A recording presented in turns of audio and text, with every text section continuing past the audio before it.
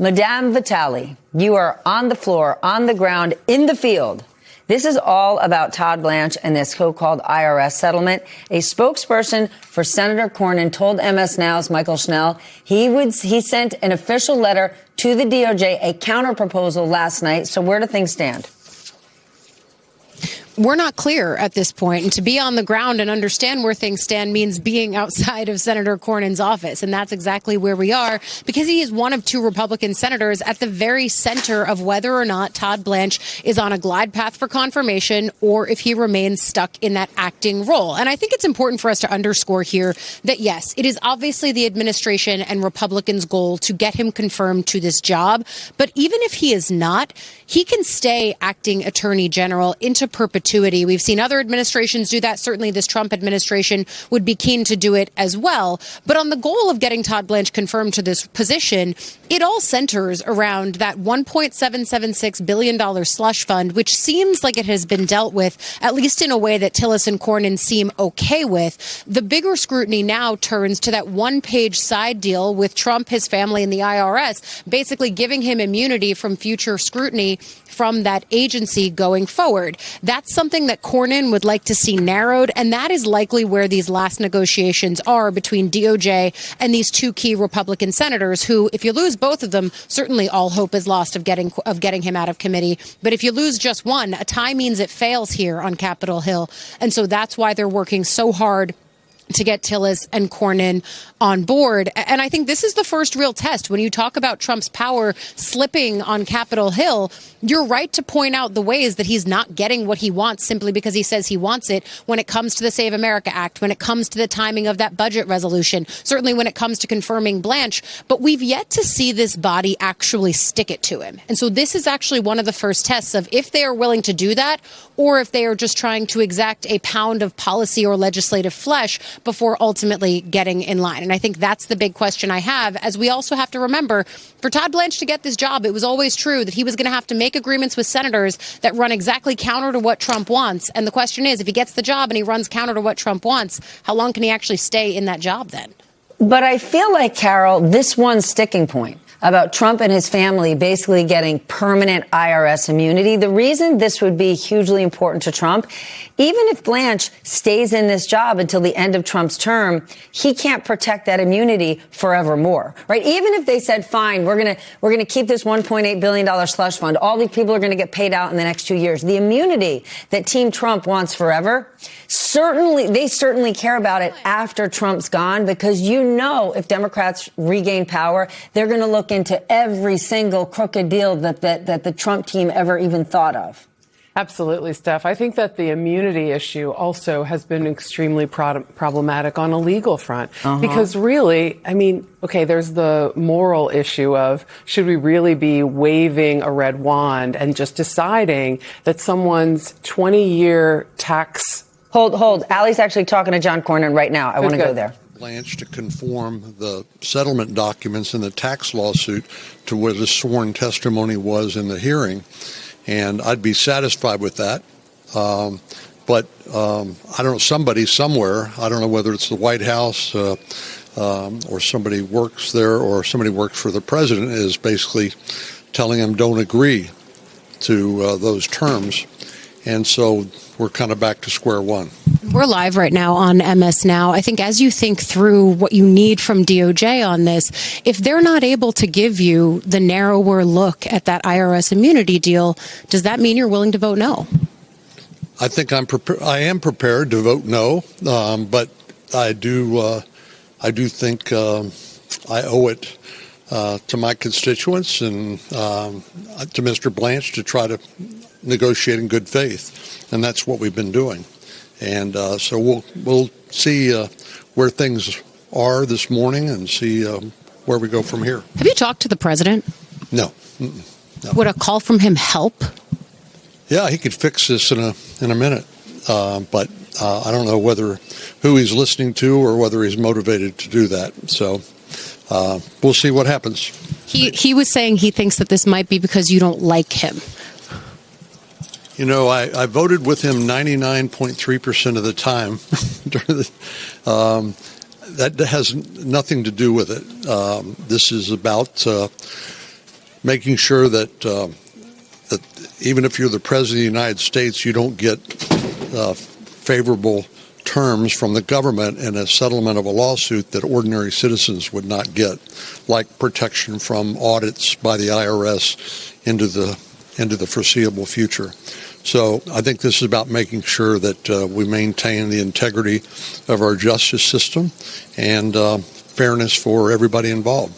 Appreciate you, Senator. Thank you. So, Steph, I mean, you heard from Cornyn right there talking about where this thing stands. It doesn't sound like they are closer to getting a resolution. I mean, he talked about how, I think this was before you came to us live, he talked about how every time he thinks they're getting to a point where there's some kind of deal that could get him to yes, someone else throws a wrench in it. And I asked, okay, well, what's the wrench right now? And he seemed to focus in on the IRS piece of the deal that you and Carol were talking about when I turned away to talk to him. And so, I mean, what I hear from him there, him saying, I'm ready and prepared to vote no. The president hasn't called me. And this is about just making sure the justice system works for everyone the same way. I mean, that's a senator who seems like he is ready to buck his party, but ultimately we'll see what we see. You know what else I heard, Ali Vitali? You, my sister, asking the best possible questions live on television. Thank you. Peter Baker, what I sort of heard right there is John Cornyn making the case for that in the United States of America, we have no kings. You do not get indefinite protection from IRS scrutiny. Yeah, I think that's right. And it's, a long time coming, you might argue, from Republicans who have been willing to accede to the president in all sorts of ways up until now.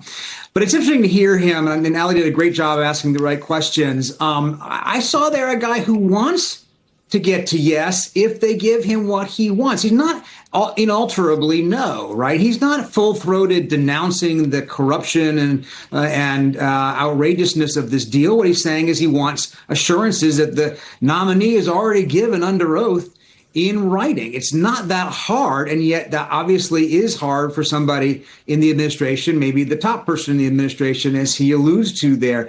This is now up to Donald Trump, clearly. He could solve this tomorrow. He could solve this today if he simply lets Blanche put in writing what he's already said in the hearing. And Cornyn has made very clear that would be enough for him. That would satisfy him, he said. So, this is not Cornyn being obstinate. This is the administration clearly not giving a senator what he's laid out as the path to winning his vote. Laura, what you heard John Cornyn say right there, listen, who knows what Donald Trump is going to say? But what he spoke right there is absolute nonpartisan common sense. How much does this start to show, this standoff show, Donald Trump losing his sort of absolute power on the Hill? I'm hard-pressed to find a Republican besides Donald Trump who will just spout something on social media who's going to stand next to John Cornyn and argue the points he just made. Yeah, I think that two key things about those two senators, as Ali knows, is that they're going home. They are going home next year.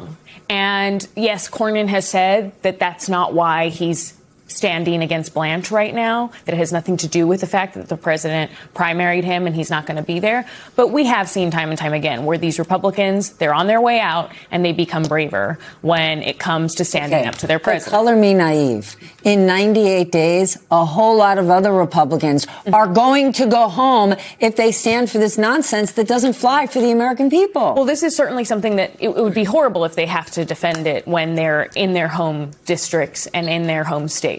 That's no doubt. But, this was the one thing that about when it was first announced about a month or more ago was the one thing that Republicans finally started to push back on the president on was the slush fund for the January 6ers, as well as this immunity deal that's all a part of the same package. And one thing that a former White House official told me was that, look, even if there are aides around the president that are telling him, hey, you need these senators, you need these votes for anything you want to get passed, and you may want them more long term, the president doesn't like it when anyone, especially when lawmakers, say no to him. And so this is the kind of situation where he most likely will double down. Okay, can we just take a pause on this one? Because something drives me bananas when you hear a senator or anyone say, well, I'm not sure who the president's listening to right now. Himself. Mm-hmm. The American people voted for Donald Trump. They didn't vote for Stephen Miller. They didn't vote for Peter Navarro. They didn't vote for Steve Witkoff, and certainly not Jared Kushner. But the things that Donald Trump is asking for, none of those other people, well, maybe Jared, none of those other people are pushing the president on. It's him. It's Donald Trump saying, I do not want to face an audit or an ounce of scrutiny ever again. I cannot imagine there's an advisor who's saying, Mr. President, this is what the MAGA base is really looking for. In fact, the MAGA base is really irritated about Yes! Really irritated about this. Now, are they going to rise up and come at Trump for it? We'll see. But don't you think it's ironic that there are 2 senators only who say, we're concerned about a president being able to get a better deal than anyone else in the country? Like 2 out of 100? Like, that's pretty interesting. Also, yes, Steph, Donald Trump is true to form, has always been worried about his flank first and foremost in every decision he makes. As Peter said, as John Cornyn said, Trump could solve this today, but he doesn't want to solve this today. And Blanche is not going to put it in writing. I'm not a speculative reporter. I'm a reporter that thinks about past his prologue. Blanche is not going to put this in writing because Trump does not want it in writing. He wants that protection, and he knows. Again, back to the 20-year conspiracy. Federal investigators said Donald Trump and his family completely cheated the IRS. And that there is ample evidence of it. And how do you, I don't know about you guys in your tax returns, but how do you so miraculously end up with 0 tax liability, exactly 0 every single year, year after year? That doesn't happen in anybody's family. It doesn't happen in a complex organization like the Trump organization, but miraculously that's where it happened here.